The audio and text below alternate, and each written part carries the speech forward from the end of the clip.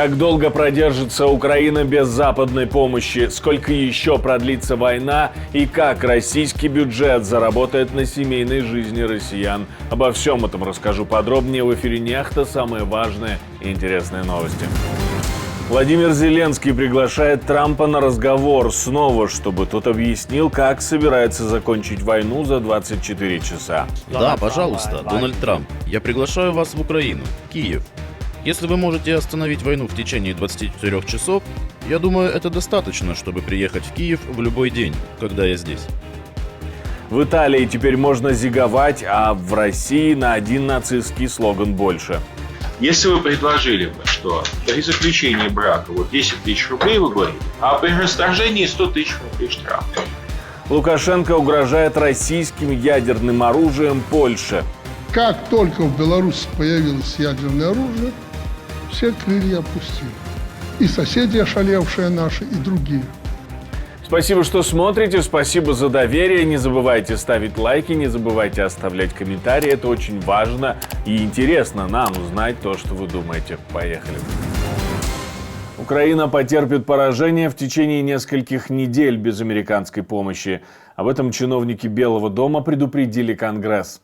Советники президента, по данным телеканала NBC, сообщили Конгрессу, что в ближайшие недели у Украины закончатся определенные возможности в области противовоздушной обороны и артиллерии.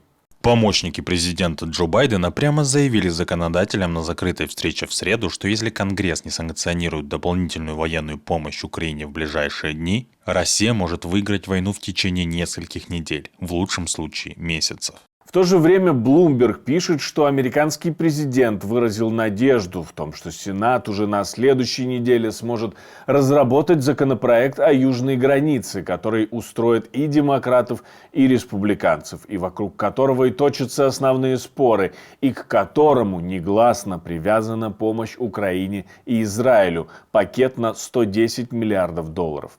«Я готов действовать», — говорит Джо Байден, а готовы ли республиканцы и спикер Палаты представителей действовать тоже?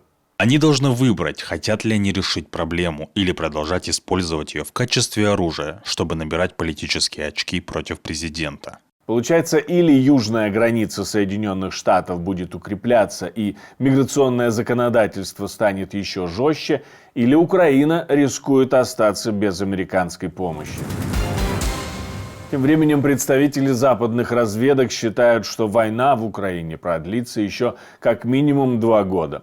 Некоторые чиновники даже называют срок в 5 лет, об этом пишет CNN. Авторы замечают, что, скорее всего, именно поэтому Белый дом старается добиться помощи Украине еще до истечения срока полномочий Джо Байдена, на всякий случай.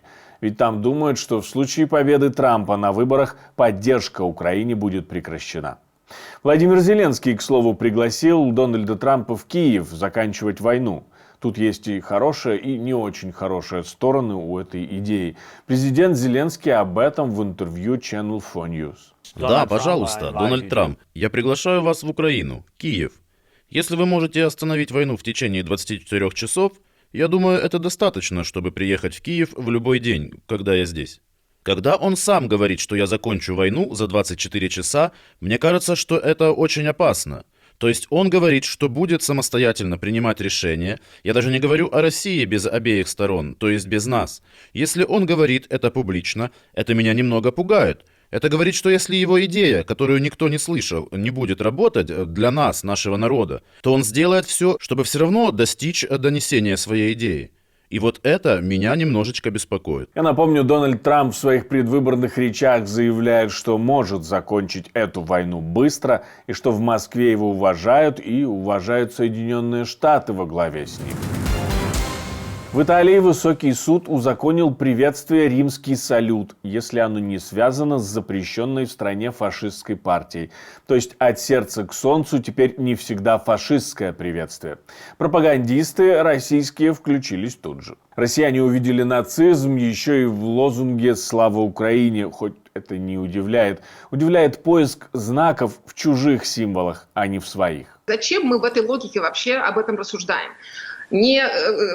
Как историк я могу вам привести массу примеров, когда какие-то символы, лозунги и так далее апроприировались, может быть, фашистскими и нацистскими группами, неприятными нам, потом они изменяли свое значение во время, на протяжении своей исторической судьбы. Да? Если мы посмотрим на Россию надо посмотреть в этот момент.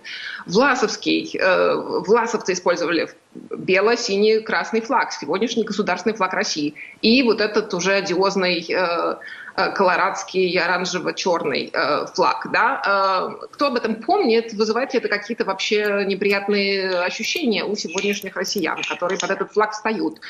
Я думаю, что, конечно, сегодня преследование украинских национальных цветов, людей пишут доносы, если они появляются на улице там, в желтой куртке и в синей шапке или там, с этими цветами где-то на одежде, значки, сумки и так далее.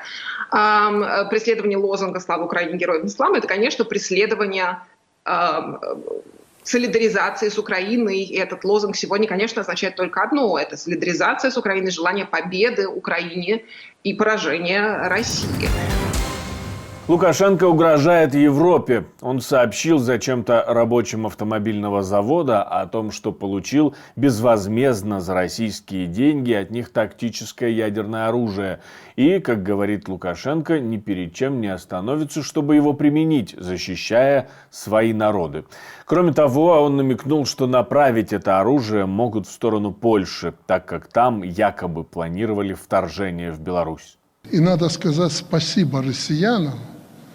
Они нам здорово помогли в прошлом году. Я даже не говорю тут о ядерном оружии, которое всех поставило на место.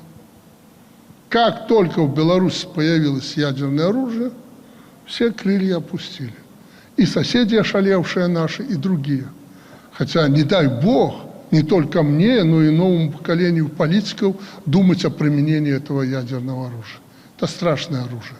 Но мы у россиян за их деньги, правда, мы платим им по другим счетам, мы получили такие комплексы, как «Искандер».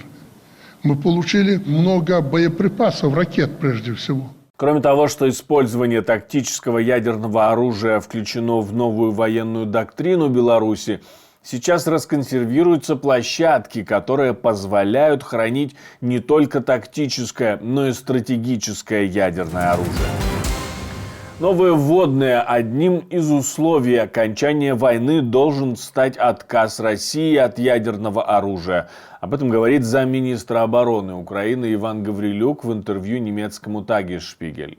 Будут подписаны соглашения. С одной стороны, коалиция государств, которые поддерживают Украину, и России с другой стороны. И этот документ должен содержать пункт об отказе России от ядерного оружия, потому что это государство – угроза миру. Как объяснил замминистра, все войны заканчиваются переговорами, а одним из условий при подписании любого документа с Россией должен стать отказ от ядерного оружия. В то же время советник главы Офиса президента Украины говорит, что никаких мирных переговоров с Россией быть не может. Война будет длиться по представлениям Путина, пока он не завоюет всю территорию Украины, пока не достигнет господства в Европе, пока не завоюет другие постсоветские территории. Человек не пойдет на большую войну, разрушив свою репутацию и отношения, если хочет довольствоваться малым. Это нонсенс. Любая война действительно заканчивается переговорами. Разница только в позициях на этих переговорах. В Госдуме Российской Федерации предложили наказывать штрафом или отправлять на войну тех, кто разводится. Можно еще установить дедлайн по рождению детей, но это, наверное, следующий этап. У нас проблема не в том, что даже браков мало заключается, а в том, что разводов много.